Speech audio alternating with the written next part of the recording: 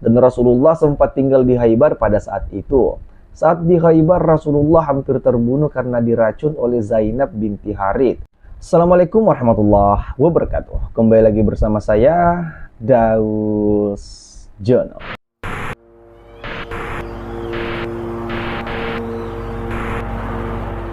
Oke, jadi pada video kali ini saya akan membahas salah satu sejarah Islam, yaitu Perang Khaybar.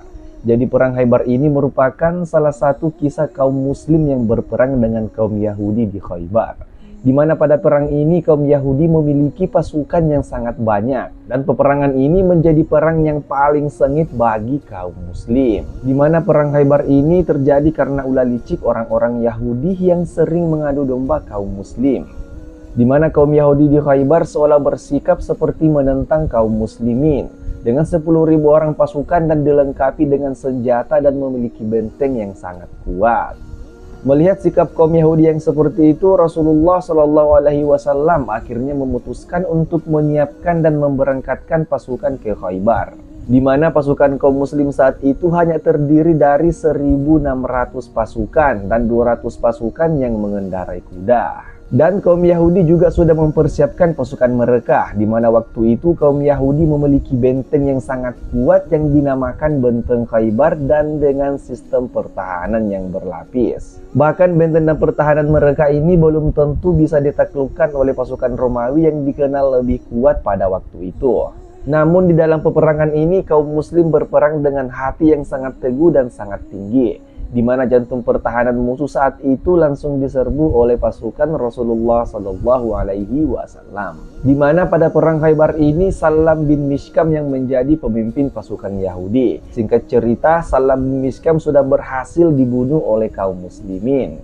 Namun kematian Salam bin Mishkam tidak membuat pertahanan Khaybar mudah untuk ditembus. Abu Bakar As-Siddiq dan Umar bin Khattab ditugaskan oleh Rasulullah untuk membantu menembus pertahanan Khaybar. Tapi tetap saja belum berhasil untuk ditembus. Hingga akhirnya pertahanan Khaybar berhasil ditembus saat pasukan kaum muslim dipimpin langsung oleh Ali bin Abi Thalib.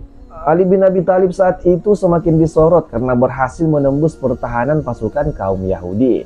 Dalam pimpinan Ali, pintu gerbang benteng Yahudi berhasil direnggut dan dijadikan sebagai perisai.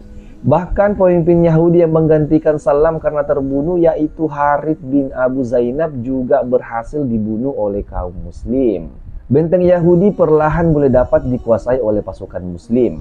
Namun saat di dua benteng terakhir, benteng Yahudi cukup sulit untuk ditaklukkan karena tentara Yahudi sangat gigih untuk bertahan. Sehingga pasukan dari kaum muslim dan Yahudi semakin banyak yang berjatuhan. Hingga akhirnya pasukan Yahudi menyerah dengan sendirinya dan menyatakan bahwa mereka bersedia untuk keluar dari Khaybar dengan keluarga mereka masing-masing. Kemudian pasukan Yahudi menyerahkan benteng mereka kepada kaum muslimin. Dan kaum muslim memperoleh senjata yang diletakkan di dalam benteng dan menemukan ribuan kitab Taurat yang kemudian dikembalikan oleh Rasulullah SAW kepada kaum Yahudi. Meski terlibat dalam peperangan, kaum Yahudi tetap dilindungi oleh kaum muslim selama perjalanan keluar dari Khaybar atas perintah Rasulullah, kecuali Kinana bin Rabi, salah satu kaum Yahudi yang diketahui berbohong saat Rasulullah meminta keterangan darinya.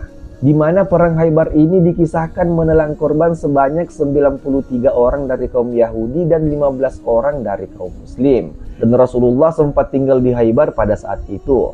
Saat di Khaybar, Rasulullah hampir terbunuh karena diracun oleh Zainab binti Harith, istri dari Salam, salah satu pemimpin pasukan Yahudi yang berhasil dibunuh oleh kaum muslimin pada perang Khaybar kali ini. Waktu itu sepotong domba dikirimkan oleh Zainab kepada pasukan Rasulullah. Domba tersebut sempat digigit oleh Rasulullah, namun dengan segera dimuntahkan karena merasa ada yang ganjal dari domba tersebut. Akan tetapi sahabat Rasulullah yakni Bishri bin Bara terlanjut menelannya dan ia pun meninggal karena daging domba tersebut. Rombongan pasukan Rasulullah akhirnya kembali ke Madinah setelah berhasil menaklukkan Khaybar, di mana mereka kembali melalui Wadil Qura, salah satu wilayah yang dikuasai oleh kaum Yahudi lainnya. Di Wadil Qura juga sempat terjadi peperangan, namun Rasulullah kembali berhasil menang pada perang ini. Di sisi lain, kaum Yahudi di Taimah memilih untuk berdamai tanpa adanya peperangan. Kaum muslim di Madinah menjadi kekuatan utama di Jazirah Arab. ketenangan masyarakat semakin terwujud dan Rasulullah dapat lebih fokus untuk berdakwah. Oke, sampai di sini dulu video kali ini. Jadi seperti itulah cerita singkat tentang Perang Khaybar, salah satu peperangan yang paling sengit bagi kaum muslim. Ya, jika kalian suka dengan video ini, jangan lupa untuk klik tombol like-nya dan komen di bawah kalau ada informasi yang tidak saya sampaikan di video ini atau mungkin ada kekeliruan. Kalian bisa langsung komen di kolom komentar. Dan jangan lupa untuk klik tombol subscribe-nya. Saya Dos Jono pamit and see you next time. Wassalamualaikum warahmatullahi wabarakatuh.